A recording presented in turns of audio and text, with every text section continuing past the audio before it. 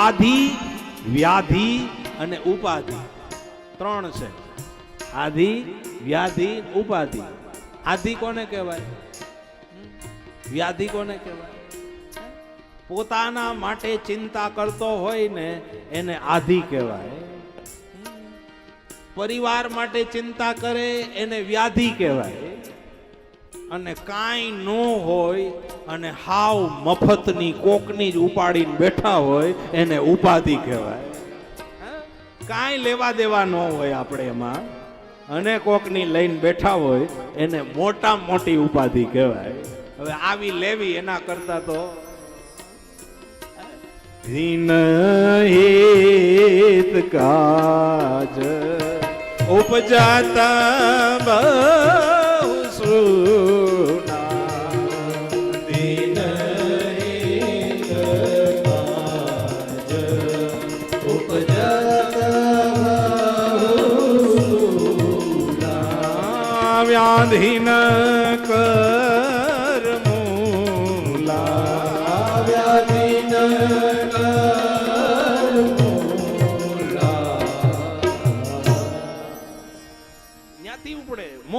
ભરતજીને બધું છોડીને આવ્યા હતા. 7 દ્વીપનું રાજ્ય છોડીને આવ્યા હતા. વિચાર તો કરો, બધુંય છોડી દીધું પણ એક હરણના મોહે એને બાંધી લીધા. એમાં બંધાઈ ગયા. પછી તો એના વગર રહી ન શકે. માળા ભૂલાઈ ગઈ, સેવા ભૂલાઈ ગઈ, ભક્તિ ભૂલાઈ ગઈ, બધું જ છૂટી ગયું. એમાં ને એમાં રહે. એક દિવસ એવો આવ્યો કે જ્યારે એ હરણ મોટું થયું, એનું બચ્ચું મોટું થઈ ગયું, ત્યારે એની નાતમાં ભળી ગયું. આનો અર્થ એમ થાય કે આપણા સંતાનો મોટા થાય અને ઈ એના પરિવારમાં ભળી જાય, પછી પાછા એકલા જ આવ્યા મનવા, એકલા જવાના. સાથી બિના સંગ બિના એકલા જવાના, એકલા જવાના. પાછા એકલા. ભરતજી એકલા થઈ ગયા. દૂર દૂર સુધી દ્રષ્ટિ કરે, હરણને શોધે પણ ક્યાંય મળે નહીં. અંતે વિરહ પ્રગટ થઈ ગયો. આંખમાં અશ્રુ આવવા લાગ્યા, પુકાર કરવા લાગ્યા, પણ ક્યાંય મળે નહીં. મેં કહ્યું તું મોહ શરૂઆતમાં સુખ અપાવે ને ઈ જ મોહ અંતમાં દુઃખ અપાવે. ભરતજી રડવા લાગ્યા અને છેલ્લે વિરહમાં ભરતજીએ પોતાના પ્રાણ છોડી દીધા. છેલ્લે પ્રાણ છૂટી ગયા. વિચાર તો કરો કેટલો મોહ. આને શું કહેવાય? પ્રાણ છૂટા ને અંતે મતિ સા ગતિ. અંત સમયે જેમાં મતિ હોય એવી જ ગતિ પ્રાપ્ત થાય. અંત સમયે જે યૌનિમાં તમારો જીવ રહી ગયો હોય એ બીજા જન્મમાં એને ડાયવર્ટ કરવામાં આવે. એટલે ભરતજી હરણ બન્યા. બીજો જન્મ એનો હરણની યૌનિમાં થાય. કેટલા વર્ષો એમાં રહ્યા અને પછી ત્રીજા જન્મમાં ઈ ભરત એક બ્રાહ્મણના ઘેરે અવતર્યા. ત્યાં પણ એનું નામ ભરત રાખવામાં આવ્યું. પણ આ વખતે નક્કી કર્યું કોઈ સાથે બોલવું નથી, કોઈ સાથે વ્યવહાર નથી કરવો, કોઈ સાથે વાર્તાલાપ નથી કરવો. કેમ? બોલશું તો દુઃખ થાય ને.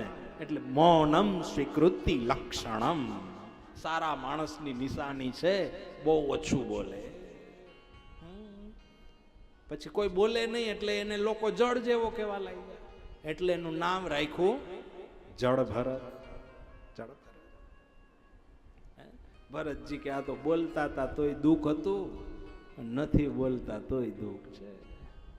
એના ભાઈઓએ કહ્યું કે આ બોલતા નથી, વ્યવહાર નથી કરતા, અને ખેતરે મૂકી આવો. ખેતરે મૂકી આવે અને કહ્યું કે તારે ધ્યાન રાખવાનું, રક્ષણ કરવાનું, કોઈ ચરી ન જાય એનું ધ્યાન રાખજે. હાથમાં લાકડી આપી દીધી.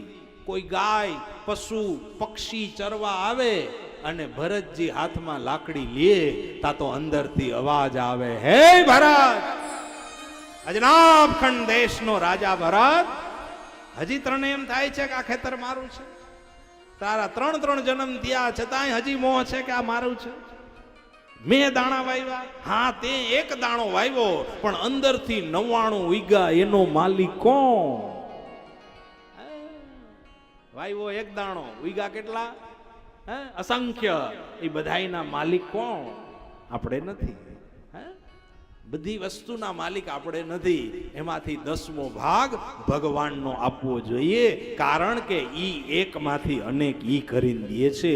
કોઈ પણ ખેતી હોય, બિઝનેસ હોય, ધંધો હોય કે કોઈ પણ હોય, એનો 10મો ભાગ આપણે ભગવાનનો કાઢવો જ જોઈએ, કારણ કે એના દ્વારા આપણને પ્રાપ્ત થયું છે, એના દ્વારા મળ્યું છે.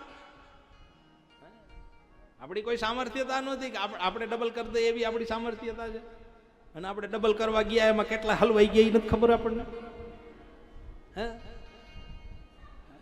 આપણી કોઈ સામર્થ્યતા નથી, એ કરે છે. ભરતજીએ વિચાર્યું વાત સાચી છે, આમાં મારો અધિકાર નથી. પછી તો લાકડી પડી જાય અને ગાયોને, પશુઓને, પક્ષીઓને બોલાવી બોલાવી ખેતરમાં મૂકી દે. કિસકા દાના કિસકા ખેત, ખાઓ ચીડિયા ભર ભર પે.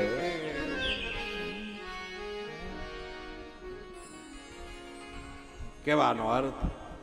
અને પછી તો ભરતજીને રાહુગણ રાજાનો મેળાપ થયો. રાહુગણ રાજાને જ્ઞાન ઉપદેશ કર્યો.